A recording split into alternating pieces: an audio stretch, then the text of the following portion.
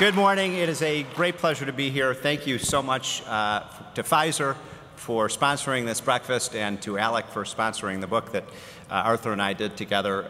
It's been really a thrill for me to write two books in this last year with Arthur Laffer. We wrote The Rich States, Poor States, and then we wrote a book called The End of Prosperity, which is cheerfully titled. And, you know, just writing with Arthur has been a real personal thrill for me.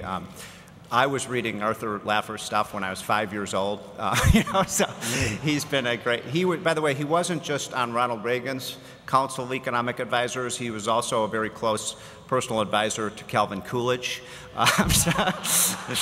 He is the great-grandfather of supply-side economics. Before I talk a few minutes about the economy, I wanted to just tell you, that's such a dour subject, I wanted to tell you one kind of fun story, which is that at the how many of you read the Wall Street Journal editorial page pretty regularly? Thank you for doing that. Thank you for helping pay our bills. One of the things we've done that's new at the Journal is every week we do a long feature on our Saturday paper with some famous person. And so, you know, I've done long interviews with everyone from Fred Smith at Federal Express to Charles Schwab to John McCain and so on. But about 2 months ago, I had the privilege of interviewing one of the most interesting people I've ever met in my life, a guy who has nothing to do with politics or the economy, somebody by the name of Art Linkletter. How many of you remember who Art Linkletter was? I'm pleased to report that he is 96 years old. He's been married to the same woman for 70 years. He's a conservative. He's a free market conservative, and he is the most interesting person I have ever met in my life. He was, you know, one of these people who actually was one of the few people who made the transition from radio to TV. He knew everybody in the golden age of Hollywood. I mean, he knew Jack Benny, he knew Walt Disney, he knew Ron and Nancy Reagan, you know, he knew Groucho Marx, everybody. He has incredible stories. And this, you know, as you know, one of his shows that he did was the Kids Say the Darndest Things and so on. And so one thing he told me in our interview, I've just got to relate to you because it's one of the funniest stories I've ever heard. And again, it has nothing to do with politics, but you know, Art is now 96 years old, and last year he had a stroke.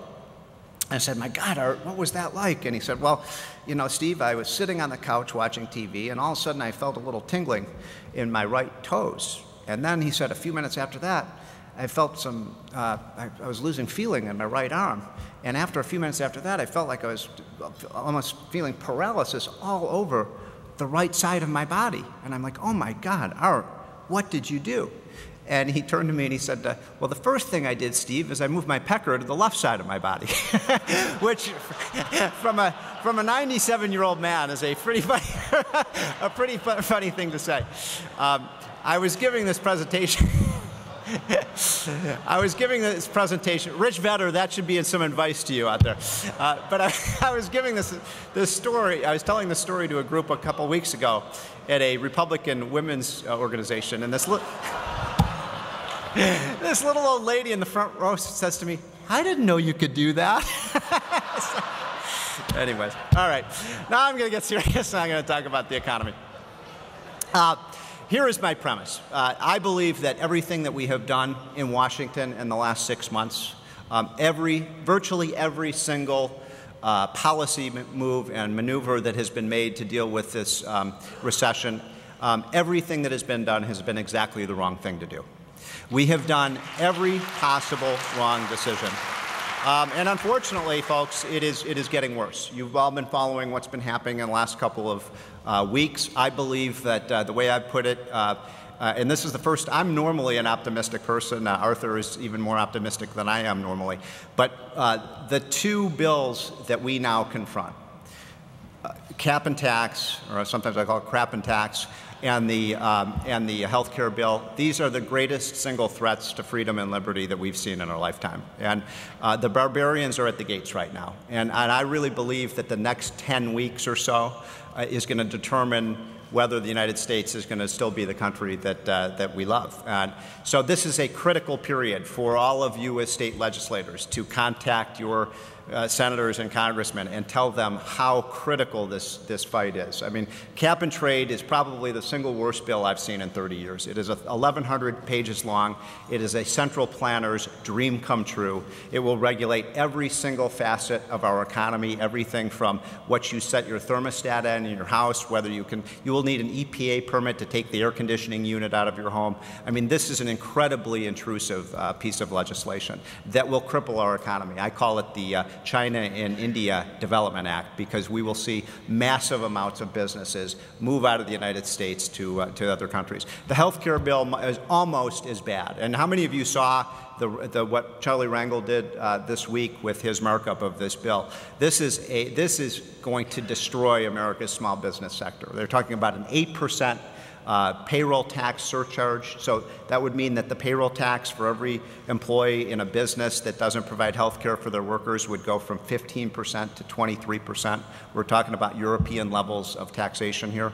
The income tax rate would go from 35% today. Then they repeal the Bush tax cuts, which brings it to over 40%, and then there's a 5.4% surtax on top of that. So the highest income tax rate would go to somewhere in the neighborhood of 46%. And for those of you who are lucky to live in states like New York and California and New Jersey, the combined federal and state income tax in the United States would be as high as 58%. I mean, we're getting perilously close to those golden days of the 1970s. And so I wanted to show you a few pictures, if I could. Could you please put up the presentation? And some of you have seen this stuff, and I'm going to go through this very quickly, but I think it is really important in terms of understanding where our economy is today and why your job as state legislators is so critical in combating the tax and spend mentality that's going on in Washington. First of all, if you look at this, and many of you have probably seen this if you've seen me speak before, but this is the heart of what the book, The End of Prosperity, is about. You can see very quickly that the black line, by the way, is the S&P 500. The blue line is the S&P 500. All we've done here is inflation adjusted the numbers. These come out of Arthur Laffer's firm. And what we find is that you can see this very clearly, the V shape of this graph. In the late 60s and through the 1970s, we had the worst period of the economy that we've ever seen. In fact, the real value of stocks over that period, from 1968 to 1982, fell by 52% when adjusted for inflation. One of the things, by the way, that annoys me to no end, you've all heard this 100 times.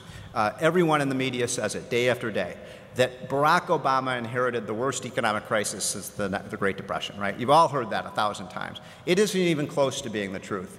What Ronald Reagan inherited was much worse than what Barack Obama has inherited, and I'm not saying that we're not in an economic crisis today, we are, but what Barack Obama has inherited is a 9-month crisis. What Ronald Reagan inherited was a 15-year crisis. The important point is you can see what happens when we put in place pro-growth, limited government, supply-side economics policies that were authored by people like Jack Kemp and people like obviously Ronald Reagan and, of course, Arthur Laffer. Look at what happens to the direction of that curve. I mean, if you want to see how ideas matter, we saw the greatest economic boom in the history of the world after Reaganomics was put in place. From 1981 to 2007, the United States, the value of all U.S. assets, adjusted for inflation, went from $16 trillion to $56 trillion.